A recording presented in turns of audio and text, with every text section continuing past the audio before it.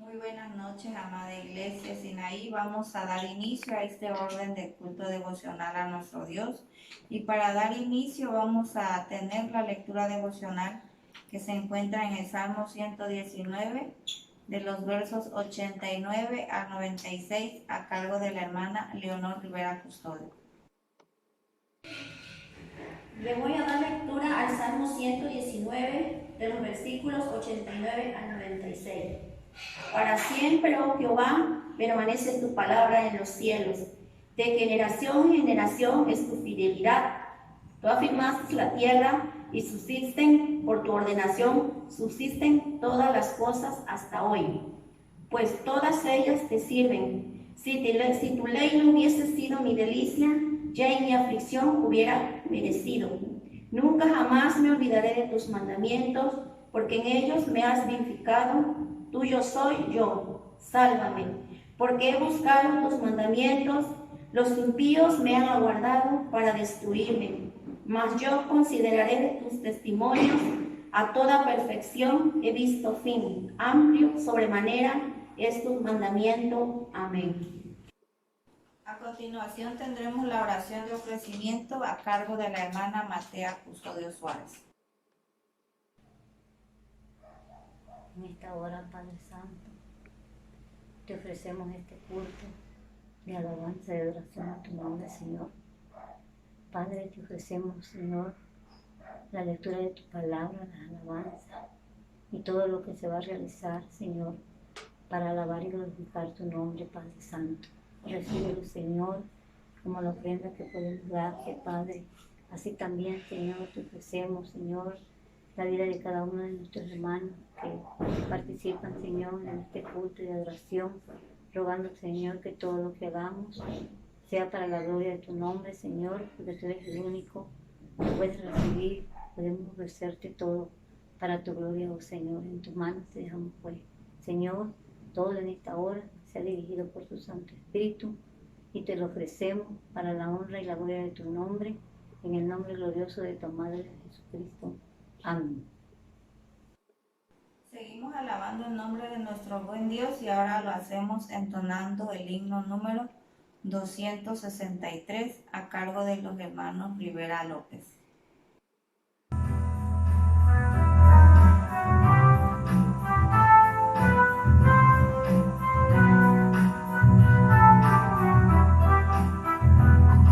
Espíritu de Dios, llena mi vida, llena mi alma, llena mi ser.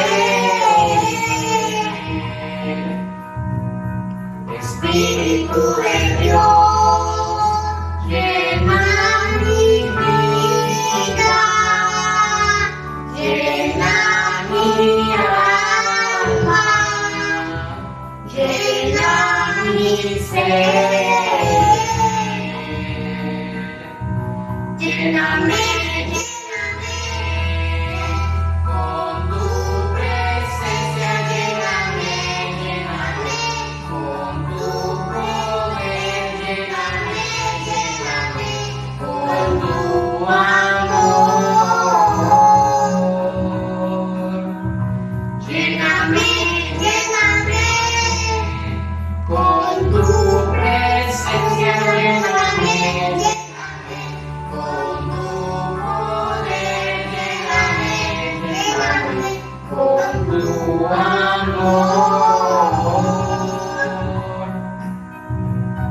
Espíritu de Dios, llena mi vida, llena mi alma, llena mi ser. Espíritu de Dios.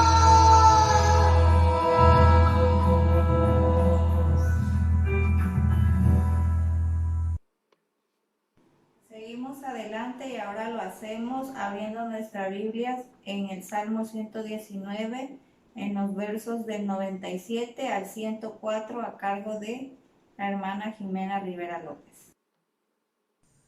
Voy a darle lectura al Salmo 119 del 97 al 104. Oh, cuánto amo yo tu ley. Todo el día es ella mi meditación. Me has hecho más sabio que mis enemigos con tus mandamientos, porque siempre están conmigo. Más que en todos mis enseñadores he entendido, porque tus testimonios son mi meditación. Más que los viejos he entendido, porque he guardado tus mandamientos. De todo mal camino contuve mis pies, para guardar tu palabra. No me aparté de tus juicios, porque tú me enseñaste. Cuán dulces son a mi paladar tus palabras, más que la miel a mi boca. De tus mandamientos he adquirido inteligencia. Por tanto, he aborrecido todo camino de mentira. Amén. Ahora escucharemos la palabra de nuestro buen Dios a cargo de nuestro pastor Porfirio Leos García bajo el tema Sus enseñanzas.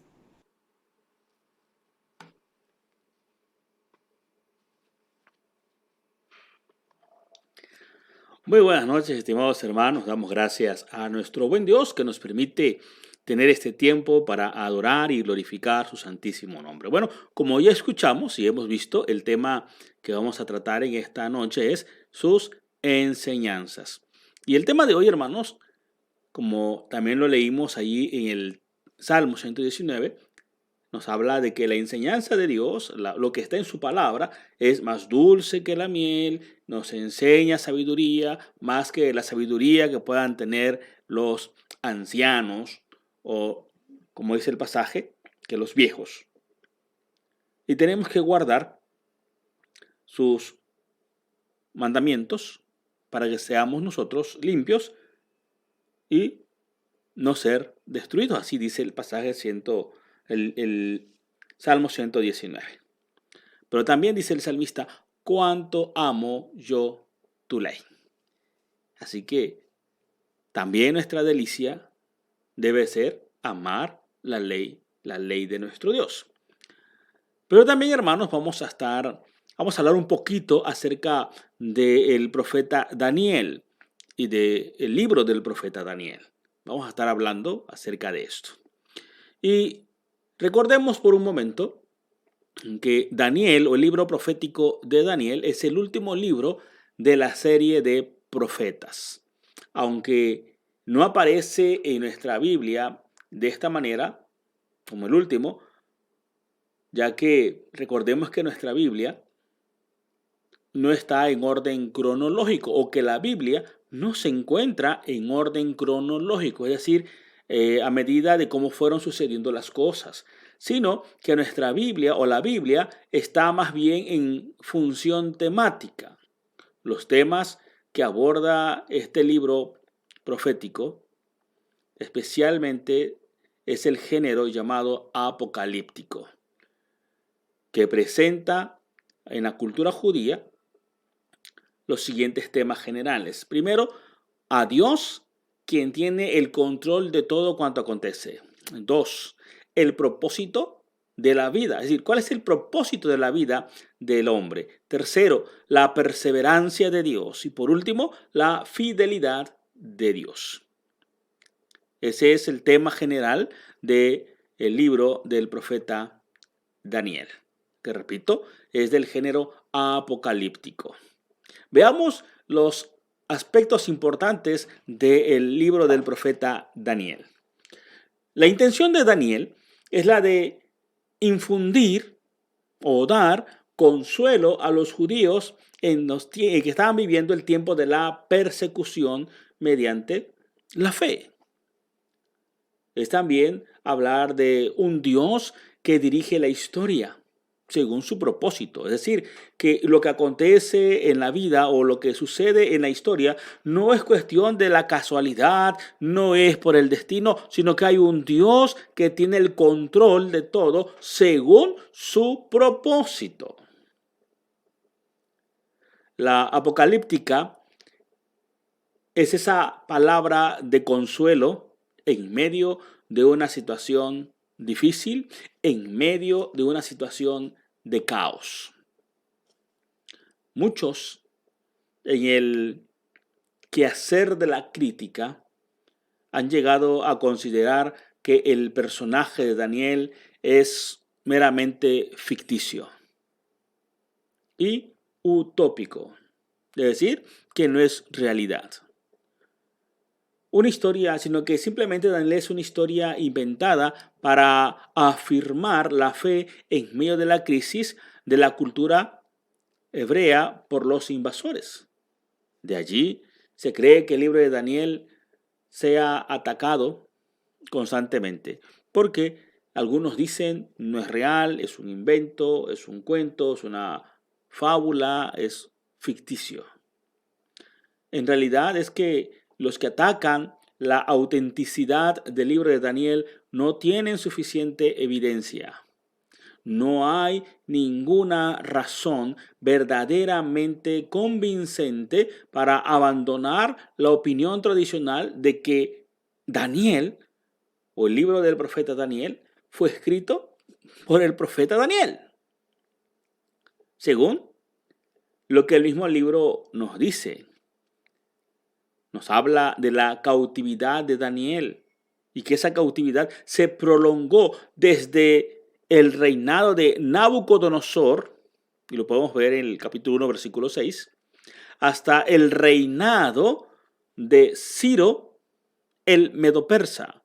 Esto lo podemos ver en el capítulo 10, versículo 1. Y que concluyó allá por el año 356 antes de Cristo.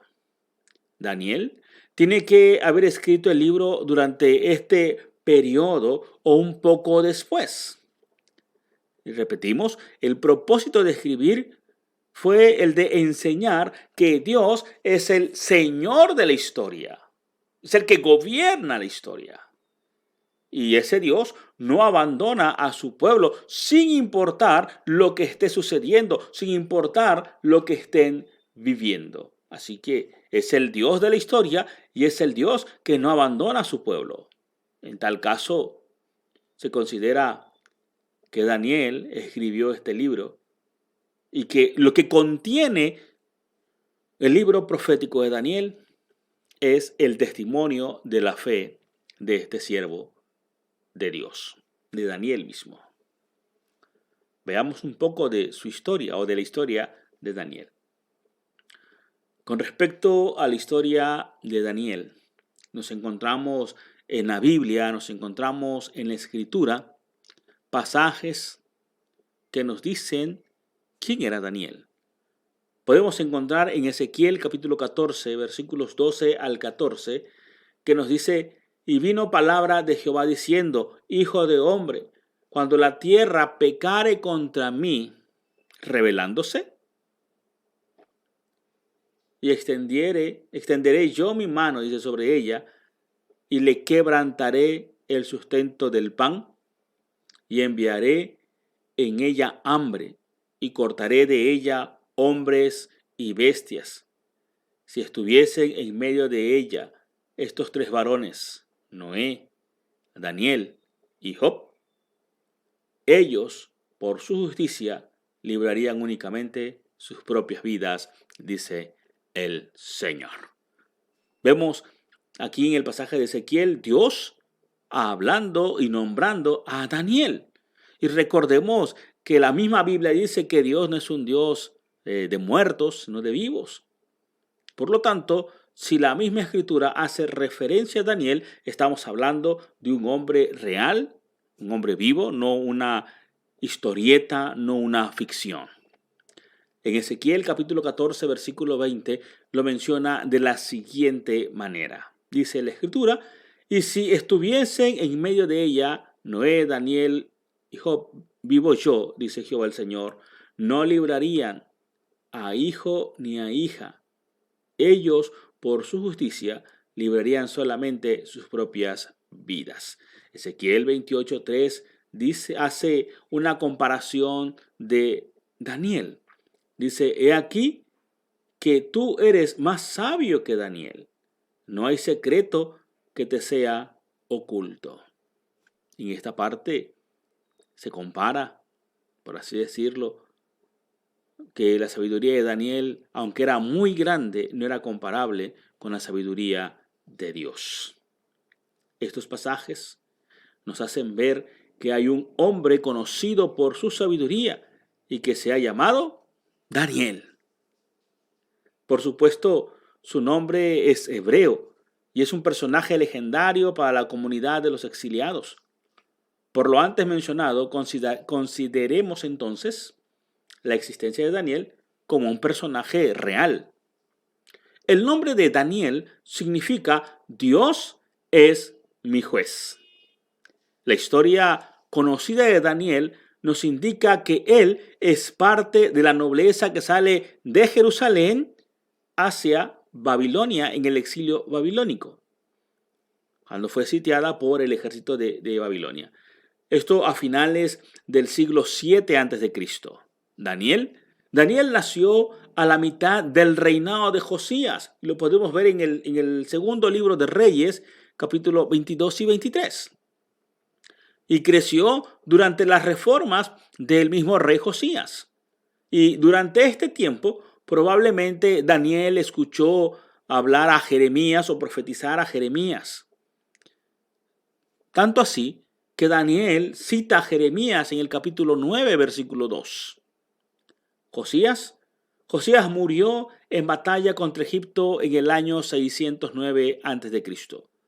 Y 4 años después de la muerte del rey Josías, ya Judá había olvidado las reformas del rey y había vuelto a sus malas andanzas o a sus malos caminos. En el año 605 a.C., el rey Nabucodonosor, el rey de Babilonia llamado Nabucodonosor, llegó al trono. Y en septiembre de ese mismo año, 605, arrasó con Palestina y puso sitio a Jerusalén, con lo que Judá se convirtió en vasallo, en un estado vasallo, en un estado que servía a Babilonia. Así que el pueblo de Jerusalén fue un pueblo cautivo, el pueblo de Israel fue un pueblo cautivo. Y para demostrar Babilonia su dominio, se llevó cautivo de Jerusalén a muchos hombres, y los hombres más sabios, más preparados, de los nobles o de la realeza, y también se llevó a las mujeres más hermosas. Daniel estaba en este grupo. El grupo de la nobleza que es llevado a trabajar como esclavos agrícolas en la mayoría de los casos. Aunque el sitio y el posterior traslado en la mayoría de los casos llevó mucho tiempo, tardó mucho,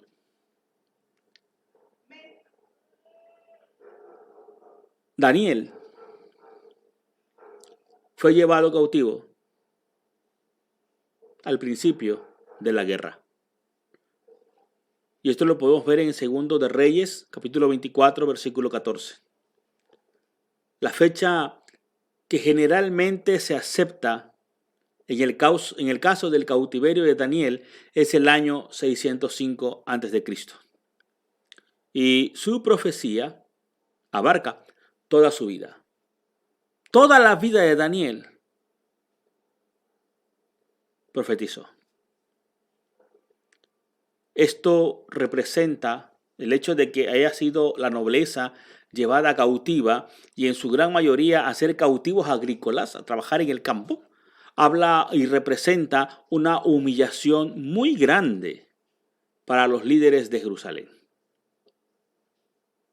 Ellos, los líderes, estaban acostumbrados a ser servidos y ahora ellos tenían que asumir la condición de súbditos, de siervos, tener que servirle a otros. Y este es el contexto de la historia de este joven, de este adolescente y de sus amigos, que son sacados de Jerusalén y llevados a Babilonia.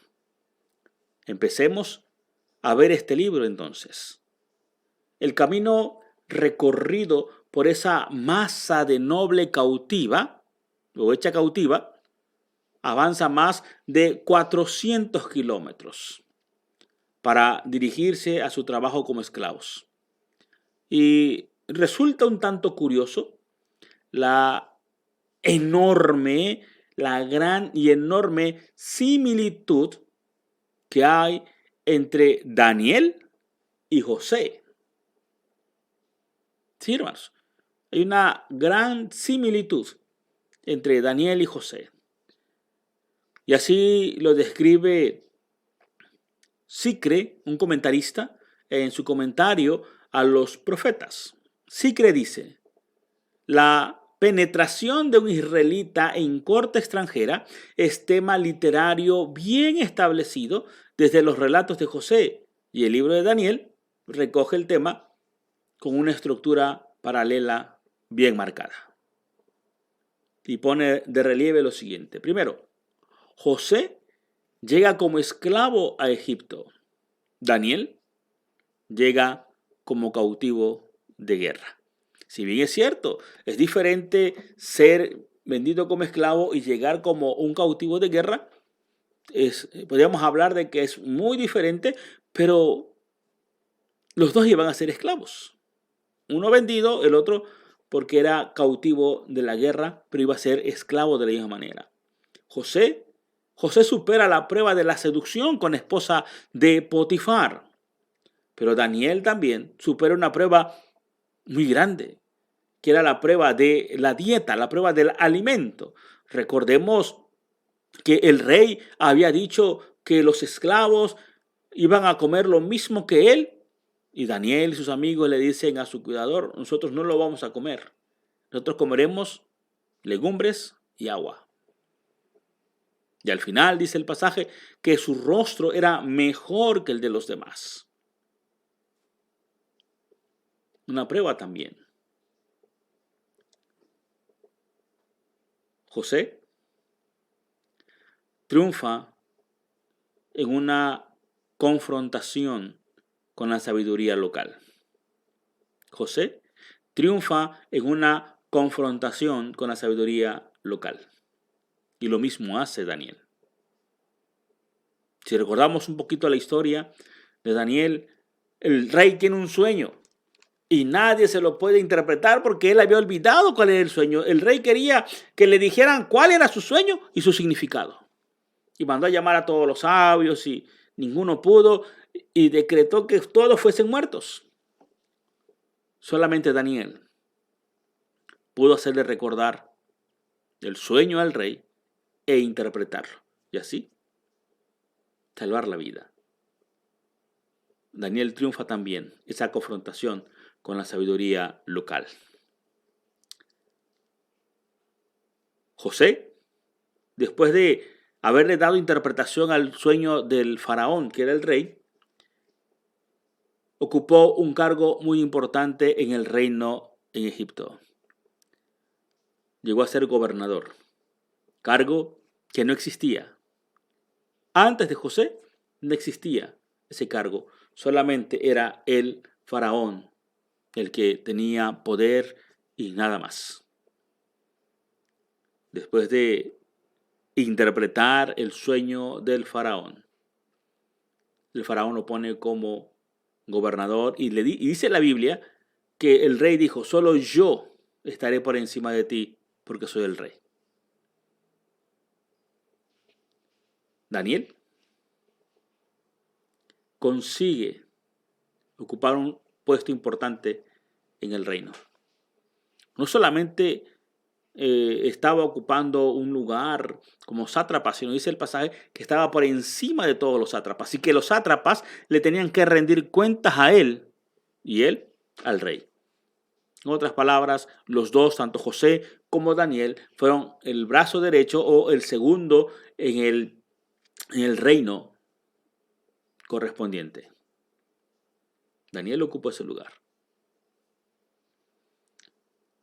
José desde el cargo que tenía en Egipto, salvó a sus padres, y en este caso a los padres de Israel, de la nación judía. Y Daniel anuncia la salvación de sus hermanos, que volverían a Jerusalén. Hay una gran similitud entre estos dos, entre José y Daniel, entre sus hechos, entre sus obras, en tierra extraña. Nabucodonosor, el líder supremo de Babilonia, era temido en todo el mundo. Cuando él llegaba a un país, la caída de ese país era inminente. Después de una victoria, los babilónicos solían llevarse a la gente más valiosa a Babilonia y dejar a los pobres detrás para que tomaran las tierras, tomaran cualquier tierra que ellos quisieran y vivieran allí pacíficamente. Y esto de llevarse a los nobles, a los poderosos, llevárselos a Babilonia y dejar a los pobres y que ellos se adueñaran de sus tierras, aseguraba al imperio o aseguraba al rey, en este caso Nabucodonosor, una fidelidad hacia él. Imagínense, aquel pobre, aquel que no tenía nada, y el rey se llevaba al poderoso, al rico, aquel que no tenía nada, tomaba posesión de eso y nadie se lo quitaba.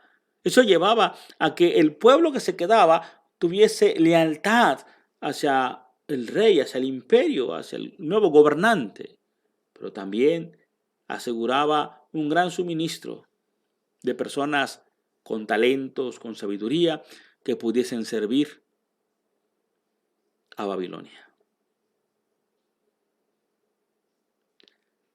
Y esto nos tiene que llevar a reflexionar.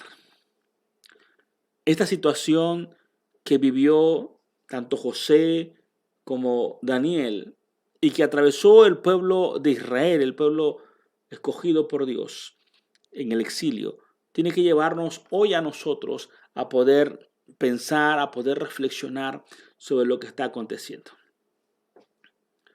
Muchas veces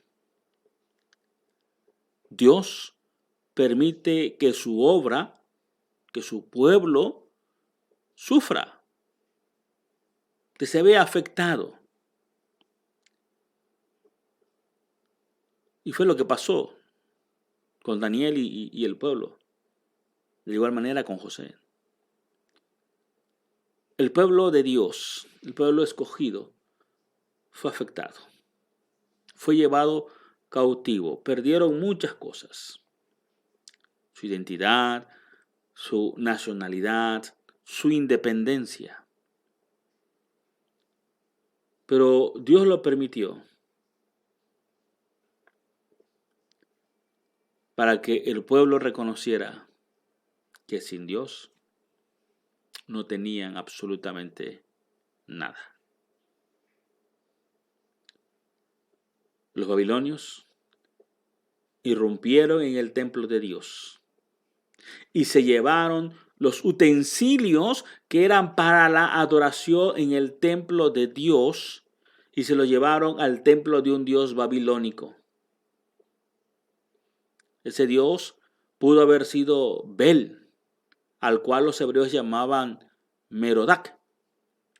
Era el dios supremo de los babilónicos. Ahora, imagínense por un momento esos fieles, esos adoradores fieles a Dios, ¿qué sintieron cuando profanaron la casa de Dios, sacaron todo lo que estaba allí, que le pertenecía a Dios, del tesoro de Dios, y se lo llevaron y lo rindieron a un Dios extraño, a un Dios pagano? Imagínense, no sé si usted puede imaginarse ese sentimiento. Los que anhelaban al Señor seguramente se sintieron descorazonados, desalentados. Tal vez dijeron, bueno, todo se ha perdido. Pues que se lleven al rey, que se lleven a los príncipes, que se lleven a la gente noble. Bueno, todavía pasa, pero que se lleven las cosas del templo es lo peor. Hasta aquí hemos llegado, lo hemos perdido todo. Y no sé qué tantas más cosas pudieron haber dicho. Porque estaban desalentados, estaban descorazonados. Dios estaba permitiendo que su obra sufriera, que su pueblo fuese afectado. Hoy estamos viviendo lo mismo. Y muchas veces nos sentimos igual, desalentados, pensando, bueno, ¿por qué se cerraron los templos? ¿Por qué aún no se abren? ¿Qué esperan? Y en fin, podemos pensar muchísimas otras cosas.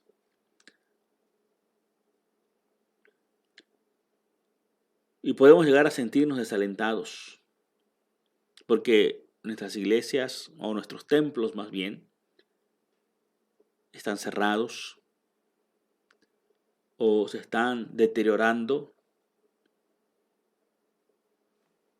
o inclusive muchas veces el sufrimiento no es por lo que estamos viviendo ahorita, por esta enfermedad, por esta pandemia, sino es por divisiones, porque nos hemos peleado entre los mismos miembros y nos hemos separado, hemos dividido al rebaño, hemos dividido a la iglesia misma. O en muchas ocasiones se cierran misiones o centros misioneros por motivos económicos o por falta de personal. Y decimos, bueno, se acabó todo. Tiramos la toalla, no regresamos, o muchas veces porque alguien nos falló, de igual manera tiramos la toalla y decimos, bueno, hasta aquí se acabó todo. Pero muy pocas veces nos ponemos a reflexionar, nos ponemos a pensar de que Dios permite que su pueblo, que su obra experimente tales problemas. Solamente vemos la parte de nosotros, lo que me afecta a mí, y nos olvidamos que Dios está obrando para perfeccionar a su pueblo, para que nuestra fe crezca, para que podamos dar testimonio realmente de nuestra fe, podamos dar testimonio de en quién hemos creído. Para eso Dios permite que estas cosas sucedan. Yo no sé si usted se ha preguntado para qué Dios permitió que 6 meses se hayan cerrado los templos. Porque déjeme decirlo que lo que se cerró fue el templo, no fue la iglesia. La iglesia sigue trabajando, la iglesia está abierta y está en los hogares. El problema es que erróneamente creemos que si no es en el templo, no se puede hacer absolutamente nada. Y descuidamos todo lo demás. Algunos creemos que estas son vacaciones de la iglesia. No oramos, no leemos, porque no hemos entendido que Dios está permitiendo que esto suceda. Y lo ha permitido para que seamos fortalecidos. Y en lugar de fortalecernos, nos hemos relajado tanto que ni siquiera hemos orado, hemos leído la Escritura, no hemos tenido nuestra comunión en el hogar, y mucho menos hablemos de estar siguiendo una predicación en las redes sociales, ¿no? Cualquiera. Porque como es vacaciones, no pasa nada. Pero Dios ha permitido que esto suceda para que se vea o se revele realmente lo que hay en nosotros y quiénes somos. Muy probablemente lo que ha revelado esta situación, o una de las enseñanzas que Dios ha manifestado en medio de esa situación que estamos atravesando y que estamos viviendo, es de que somos cristianos ocasionales, solo de domingo, de días especiales. porque en nuestro hogar no estamos teniendo comunión con el Señor. Esa es una de las enseñanzas que Dios ha permitido en medio de esta situación que estamos viviendo.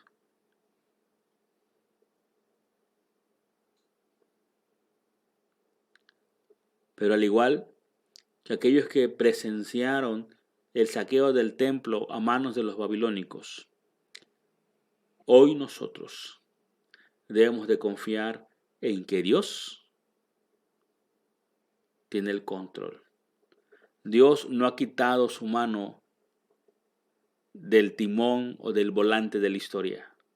Él sigue teniendo su mano en el timón o en el volante de la historia. Y Dios vela por los que confían en Él. De igual manera, hermanos, confiemos también nosotros. Todo lo que Dios permite que venga y que pase en nuestras vidas es para traer una enseñanza. Es el llamado, es un llamado que Dios está haciendo. Nos está llamando al compromiso, nos está llamando a la comunión personal, familiar con Él, en el hogar. Nos está llamando a poder despertar del sopor, como dice el himnólogo. Nos está llamando a ser esa iglesia que vive fuera de las cuatro paredes de lo que es el templo. Por eso Dios ha permitido que todas estas cosas pasen. Así como permitió que Israel fuera sacado de Jerusalén y llevado a Babilonia, así como Dios permitió que Daniel fuese llevado y cumplir un ministerio allá afuera en tierra extraña, así también Dios ha permitido que esto suceda en nuestra vida, esto suceda en nuestra comunidad hoy, de estar sirviendo o de estar adorando a Dios de una manera totalmente diferente, para que aprendamos quiénes somos, aprendamos el valor de la comunión con el Señor. Aprendamos que la adoración se da en donde quiera que estemos. Y es allí donde se cumple lo que dice el pasaje, donde estén 2 o 3 congregados en mi nombre, allí estaré yo. Así que, hermanos, no nos desanimemos, aprendamos qué es lo que el Señor nos quiere enseñar. Aprendamos a discernir cuál es su voluntad y qué es lo que el Señor quiere mostrarnos, qué es lo que Dios quiere enseñarnos a nosotros. Recordemos que Él tiene aún el control de la historia y que Él vela por nosotros. Confiemos en el Señor. Que el Señor nos bendiga. Amén.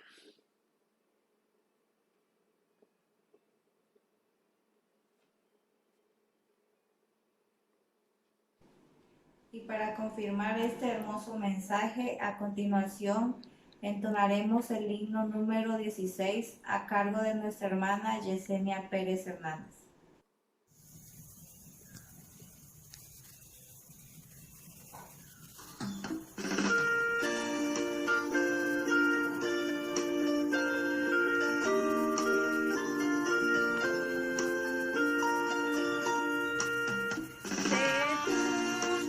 Alma feliz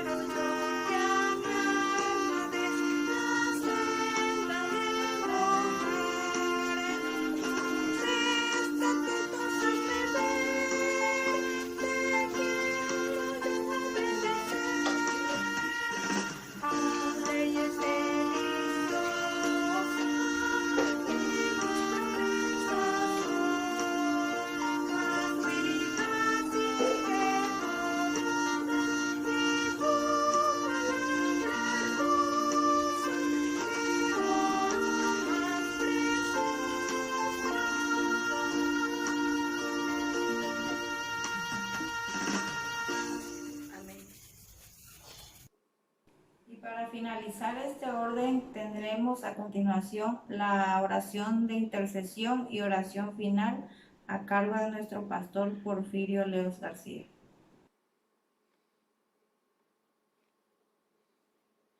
Bueno, hermanos, vamos a tener el tiempo de oración para interceder por todos aquellos que están pasando por momentos difíciles debido a las enfermedades, debido a los problemas, a la escasez que podamos estar enfrentando, igual por los que están padeciendo por la inundación, que en algunos lugares hay desbordamiento de ríos y están anegados, están dentro del agua sus casas. Vamos a orar también por ellos para que el Señor obre conforme su voluntad. Les invito pues a que oremos.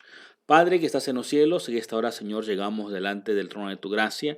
Queremos pedirte, Padre eterno, que obres tú conforme a tu voluntad en la vida de todos aquellos que están presentando, Señor, dificultades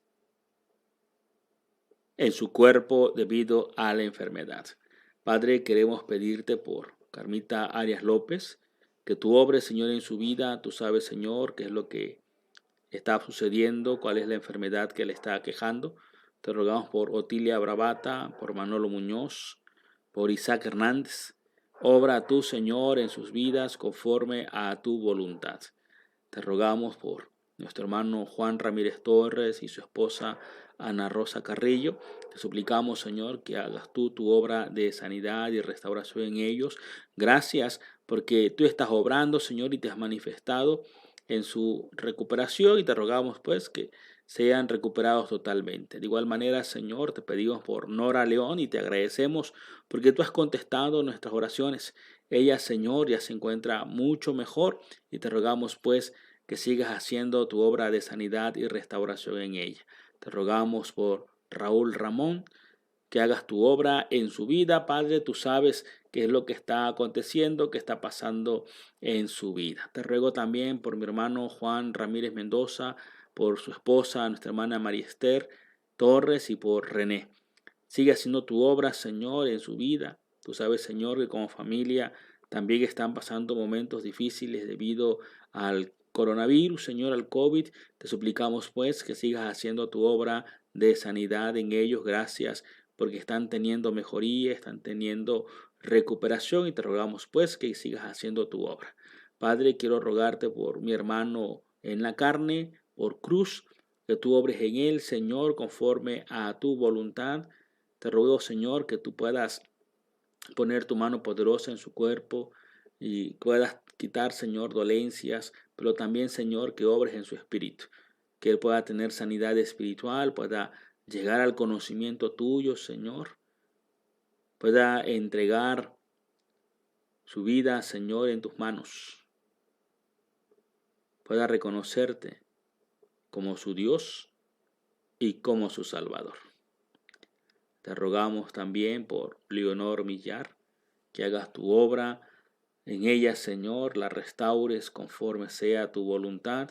Te rogamos por Esmeralda Zapata, que tú hagas tu obra. Te pedimos, Señor, por el pequeño Eliezer David Morales. Tú sabes, Señor, que está teniendo problemas en su vista, con la presión en su vista, Señor. Nos han dicho que muy probablemente, Padre, tenga que ser operado, pero te suplicamos, Padre, que seas tú quien haga su obra. Si él va a ser intervenido quirúrgicamente, te rogamos, Padre, que tú des sabiduría a los médicos y los guíes para poder realizar, Señor, esa intervención y pueda ser exitosa. También, Padre, si tú vas a obrar sin la necesidad de la intervención de los médicos, te suplicamos, pues, que hagas tu obra, Señor, en él y en su cuerpo. Te ruego por Perla Morales, siga haciendo tu obra de sanidad y restauración en ella, Señor, conforme sea tu voluntad. De igual manera te pido por la familia de nuestro hermano Salomón Arias. Sé tú, Señor, con ellos. Tú sabes quiénes están enfermos. Te suplicamos que pongas tu mano poderosa sobre sus cuerpos y hagas tú tu obra de sanidad y restauración. De igual manera, Señor, te rogamos por Facundo Torres Barberio, que hagas tú, Señor, tu obra en su vida conforme sea tu voluntad. Y Padre, te rogamos por aquellos que están sufriendo estragos por las los desbordamientos de los ríos, Señor, que tú permitas, Señor, que prontamente, Señor, esas aguas puedan bajar. Guárdalos de todo peligro, de toda enfermedad también. Suple sus necesidades. Señor, tú sabes que algunos o muchos están en los albergues. Guárdalos y protégelos de todo contagio, Señor, de este mal del coronavirus. Haz tu obra, pues, te suplicamos, Señor, que tú seas con ellos. Derrames de tu bálsamo en sus cuerpos, si están enfermos, y que prontamente, Señor, puedan volver a sus hogares. Tú sabes, Padre, la situación climática que estamos enfrentando, y se ha dicho, Señor, que aún faltan más días de lluvia, faltan más días, Señor, en los que el clima, Señor, ha de cambiar y ha de causar afectaciones. Pero te rogamos, Señor, que tú tengas el control de todo lo que ha de acontecer y que en medio de la dificultad, tú, Señor, nos fortalezcas. También, Señor, queremos rogarte por la familia Sánchez Torres. Tú sabes, Padre, que ellos están en este momento teniendo dolor por la separación, por la muerte de nuestra hermana María del Carmen Torres de Dios. Te suplicamos, pues, que traigas consuelo a sus vidas de cada uno de ellos. Fortalécelos y haz tu obra, Señor, en ellos de consuelo y de restauración. Bendice la vida de cada uno de tus hijos, Señor, de cada una de las familias representadas en esta transmisión. Derrama de tu bálsamo sanador, suple todas y cada una de nuestras necesidades. Sé tú nuestro sustentador, Señor. Te rogamos también que en esta noche tú, Padre eterno, nos des un sueño tranquilo y reparador de nuestras fuerzas. Y si es tu voluntad, el día de mañana podamos despertar, podamos hacer nuestras labores cotidianas. Bendice a cada uno de tus hijos que salen de casa a sus trabajos. Guárdalos, protégelos de todo peligro, de toda enfermedad, Señor. Guárdalos y líbralos. En Cristo Jesús te lo pedimos. Amén. Amén. Muchas gracias, hermanos, por acompañarnos en esta noche en la transmisión. Nos vemos el día de mañana, si el Señor así lo permite. Vamos a continuar con los temas. El sábado no pudimos transmitir por el asunto del fallecimiento de nuestra hermana Carmita. Vamos a retomarlos. Vamos a retomar ese tema y vamos a continuar. Vamos a seguir hablando acerca de escatología. Aún queda un poquito más que hablar sobre la escatología. Hemos tocado solamente algunos temas, por ejemplo, la cuestión de la bestia, el 666. Solamente tocamos un poquitito. Vamos a entrar un poquito más a fondo. Y esta semana vamos a hablar un poquito más acerca de esos temas. Así que les invitamos a que pueda usted seguirnos a las 8 de la noche. Y vamos a abordar y tratar de terminar el tema de la escatología. Así que, hermanos, Dios me los bendiga y nos vemos, si el Señor lo permite, el día de mañana a las 8 de la noche con nuestro tema. Hasta luego, que descansen. Amén.